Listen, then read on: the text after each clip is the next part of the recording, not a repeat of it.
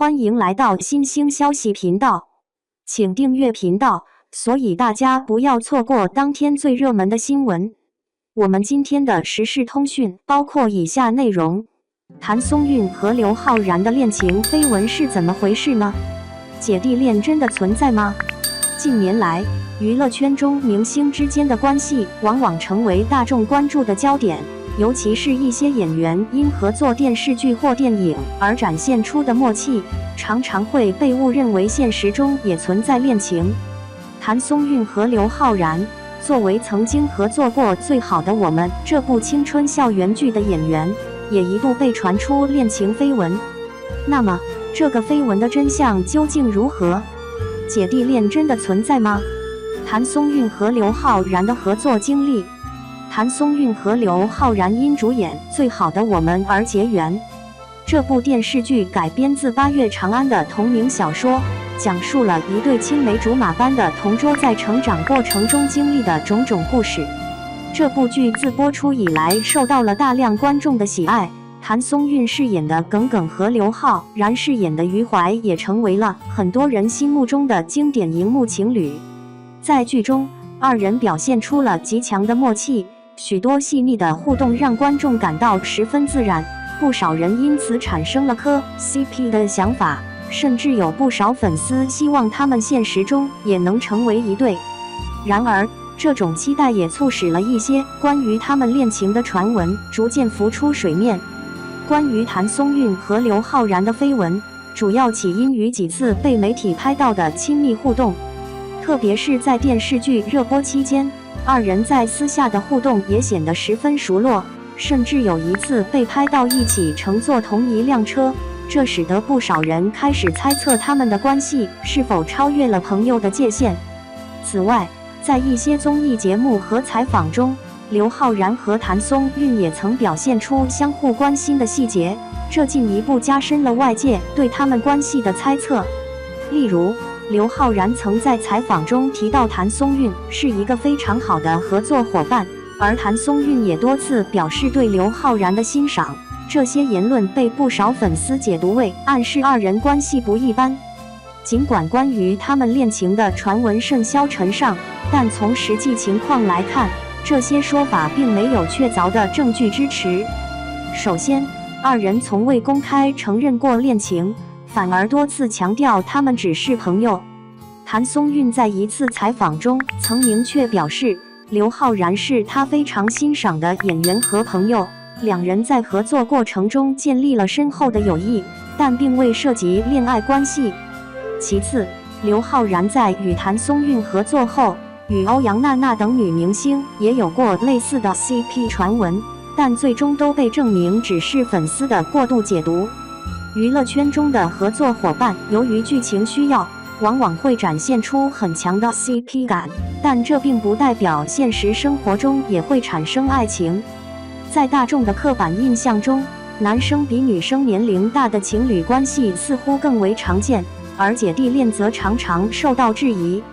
事实上，娱乐圈中姐弟恋的案例并不少，例如谢娜与张杰、贾静雯与修杰楷等，他们都打破了年龄界限，证明了年龄并不是爱情的障碍。然而，就谭松韵和刘昊然的情况而言，尽管两人年龄相差5岁，但他们的相处模式更偏向朋友而非恋人。此外，谭松韵一直以来给人的感觉都是活泼可爱的少女形象，而刘昊然则是阳光大男孩，因此他们在一起时更像是好友间的互动，而非恋人间的甜蜜氛围。娱乐圈的运作方式使得明星们的私生活成为媒体关注的焦点，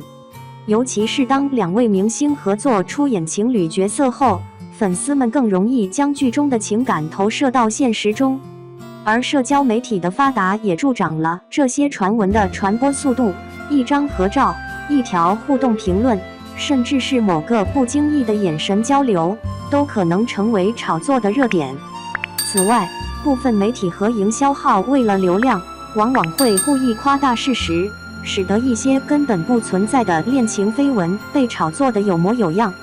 但实际上，明星们的私人生活往往与荧幕形象截然不同，他们的社交圈、择偶标准甚至生活方式，都与普通人的认知有很大的区别。随着时间的推移，关于二人的恋情绯闻逐渐减少，如今他们各自都在事业上取得了不错的发展。谭松韵继续活跃在影视圈，出演了多部高质量的影视作品，如以家人之名向风而航等，展现了他作为演员的多面性。而刘昊然也在电影圈取得了不俗的成绩，如《唐人街探案》系列让他成为国内炙手可热的青年演员之一。此外，他还参与了多部具有挑战性的电影，如《1921四海》等，逐步展现出自己的演技实力。二人虽然联系不如当年那般频繁，但依然保持着朋友关系。对于粉丝来说，与其执着于他们的恋情绯闻，不如期待他们未来有更多优秀的作品带给大家。综上所述，谭松韵和刘昊然的恋情绯闻并无确凿依据，只是因荧幕 CP 感太强而引发的误解。他们之间的关系更像是好友而非恋人，姐弟恋的猜测并不成立。在娱乐圈中，艺人们的友谊常常会被过度解读，这不仅容易给当事人带来困扰，也容易误导粉丝。因此，我们应该更加理性地看待这些明星之间的互动，不要过度解读正常的朋友关系。希望未来谭松韵和刘昊然都能在各自的事业上更进一步，为观众带来更多优秀的作品，而不被无端的绯闻影响发展。同时，也希望大众能以更开放的心态去看待明星的社交关系，给予他们更多的理解和空间。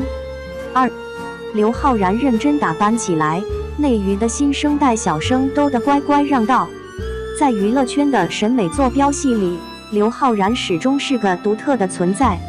当其他小生执着于韩系花美男的精致，或沉溺于硬汉型男的凌厉时，他以一种浑然天成的少年感与古典气质的奇妙融合，在内娱版图上划出了独属于自己的美学疆域。这种美不靠视觉冲击取胜，而是以润物无声的渗透力，悄然重构着大众对小生的认知边界。这部刘昊然认真打扮起来，内娱的新生代小生都得乖乖让道。刘昊然颧骨与下颌的折角处暗藏玄机，既有古典水墨画中三庭五眼的工整，又在转折处留下恰到好处的钝感。这种矛盾性让他的古香继承在得起大银幕的严苛审视，又保持着邻家少年的亲和力。眉骨与鼻梁形成的剃须堪称神来之笔，立体的足以撑起历史剧的厚重感，却又被圆润的鼻头消解了攻击性。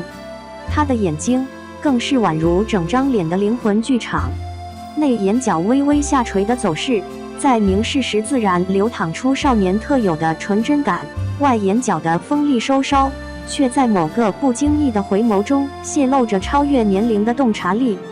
这种矛盾在光影流转间形成独特的戏剧张力，当他凝视镜头时，观众能同时看到未谙世事的清澈与看透事情的通透。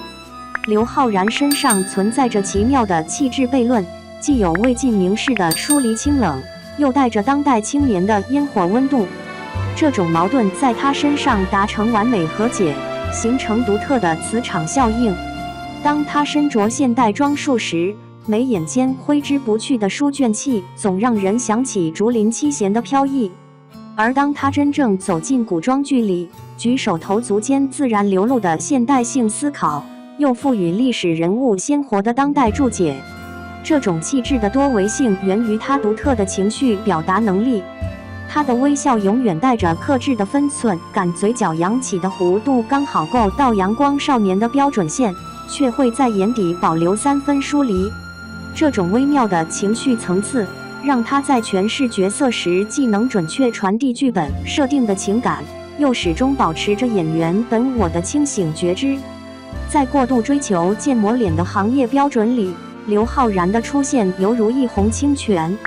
他的存在证明，真正的颜值标杆不在于五官的绝对完美，而在于留白的艺术。那些被称为缺陷的特征，稍显分散的五官分布，不够尖削的下颌线恰恰构成了他独特辨识度的基石。这种不完美的美学正在瓦解工业流水线式的审美霸权。他对角色形象的塑造力源自这张脸强大的可塑性。在《琅琊榜2》里，他是背负家国重担的萧平京，眉宇间凝着化不开的霜雪。转身到《唐人街探案》系列，他又能瞬间切换成狡黠灵动的秦风。这种跨越古今、横跳悲喜的能力，让他的颜值不再是空洞的视觉符号，而是成为角色灵魂的显影剂。在这个审美同质化严重的时代，刘昊然用颜值与气质书写着独特的解题公式。他的帅不靠爆裂冲击征服观众，而是以春风化雨的方式重塑审美认知。当人们凝视这张面孔时，看到的不仅是造物主的偏爱，更是一个演员用专业素养与艺术感知力构建的美学体系。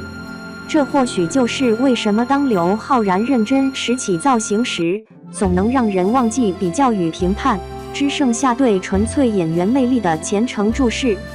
因为在他身上，我们终于看到了中国小生应有的模样，既有古意的风骨，又具当代的魂魄。